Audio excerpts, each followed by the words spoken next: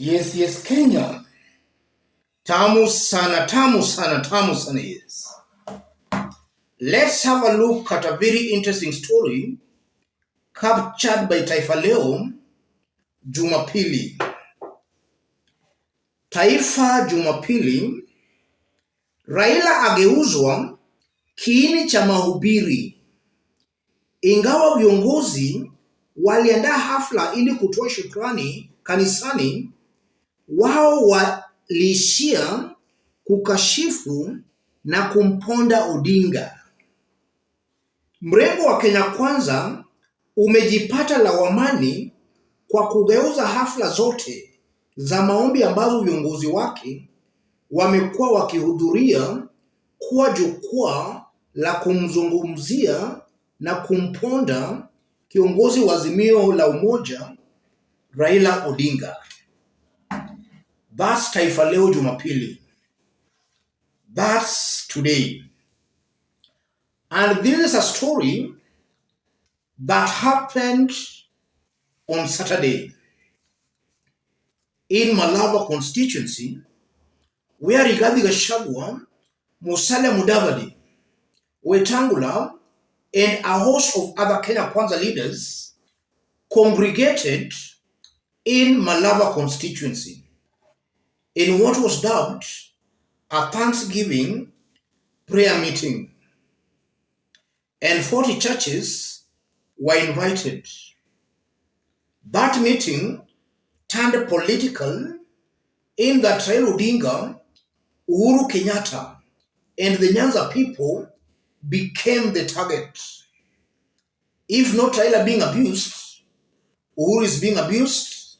If not Uhuru, then the Luo nation was being abused. And that really beats logic that a Thanksgiving prayer rally can turn into a political forum where threats and even insults are being propagated. And regarding his usual incitements, he even stereotyped on the Luo community and even pretend that Monday's meeting will be the last. You are seeing leaders masquerading as national leaders, pitting communities against communities. And the church is silent. The church is quiet. And this is why I've always maintained here that William Ruto and his team have successfully killed the church in Kenya. And it might be highly possible that William Ruto and his team are serving another purpose, not a godly purpose. It appears they might be agents out to destroy the church. And it's true, they are succeeding on that front. Already they have destroyed the church. A good majority of Kenyans no longer have faith and trust in the church, and more so in the church leaders. Courtesy to William Ruto and his team. In this video, I want us to dig deep, in which I want to explain why I strongly believe that function backfired, failed miserably, basing my argument on what was said and what also Dennis Itumbi said.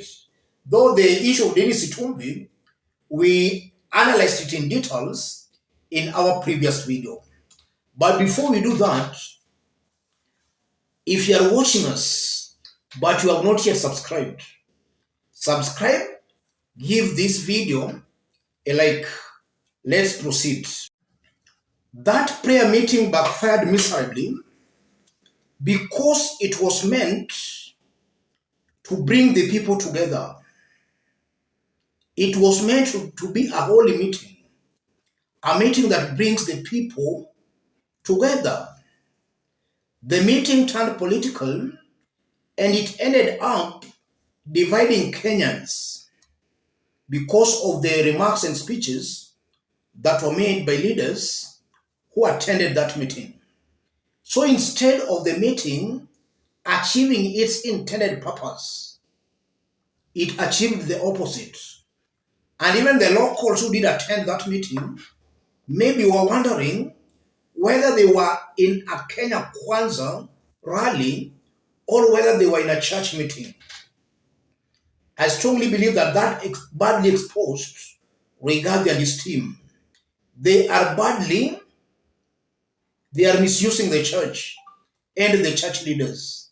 They would wink most definitely those church leaders into attending that function. Upon those church leaders attending the function, some maybe unknowingly or knowingly, it all turned political. I believe that was an embarrassment to some of those church leaders because some maybe were innocently there. And also, just as I did explain in our earlier video about a post by Dennis Itumbi, in fact, let's have a look at the post to remind those who never saw that post in our earlier analysis. Dennis Itumbi, today is Saturday, on Saturday said, Dennis Itumbi said this: the Hustler Nation Intelligence Bureau, HNIB agents are reporting to DG Sam, Therese and Patron Penina John Medhu that, number one, Azimio has agreed on a common plan to attack Kikuyu-owned businesses in Nairobi on Monday.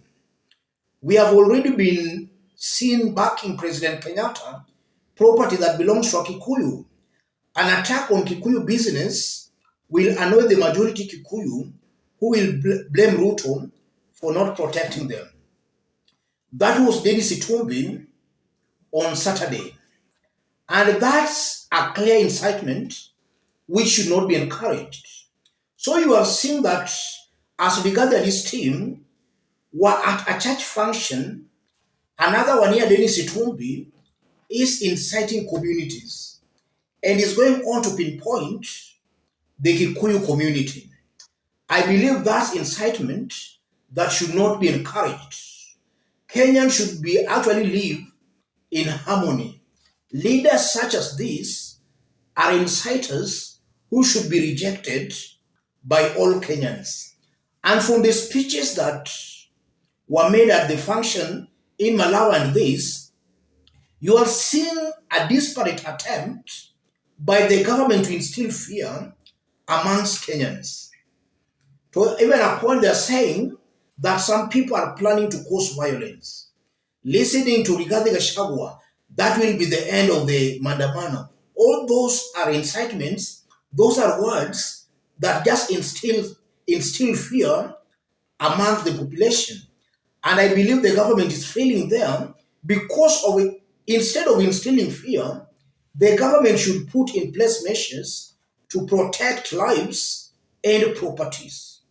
And a mass action or a protest or picketing, those are things well enshrined in the Constitution. And just as I've been saying, it's not a criminal offense or it's not illegal for a Kenyan to demonstrate or to picket or to protest. Why is Rigathi and his team creating this feeling that it's illegal to protest? I'm seeing a very clueless team, a team that is nostalgic of the Moi era. Yes, they are desperate for that Moi era. And even before I conclude, all this confirms one thing, that this is a government that has failed. Instead of instilling fear amongst the people, they should be putting in place plans to secure the people. And this only goes again to confirm that maybe what happened on Monday at Uhuru Kenyatta's Northlands Farm might repeat itself tomorrow in Nairobi. Dennis Itumbi here might just be exposing what the government intends on doing tomorrow during the mass action. It might be highly possible that all these things Dennis Itumbi is saying, that's exactly what the government has planned to do. And I'm saying that because last week again, Dennis Itumbi made a post on Northlands, and we all saw what happened at Uhuru Kenyatta's farm. Let me stop it there. But to our brothers and sisters on the mountain, don't fall to these traps. This is a government desperate to destroy private properties. The Yema nation should not fall into this trap. This might be a government's plan and scheme to destroy property. Let's meet in our next analysis, where we are working on some remarks by Raila Odinga, yani Raila's message to the Gamer Nation. If you have not yet subscribed, kindly subscribe. Give this video a like. To our fans and subscribers, I'm very much humbled, very grateful. Any person who wants to support our forum, I've pinned my number on the comment section. Contact me through the number. Thank you. God be with you.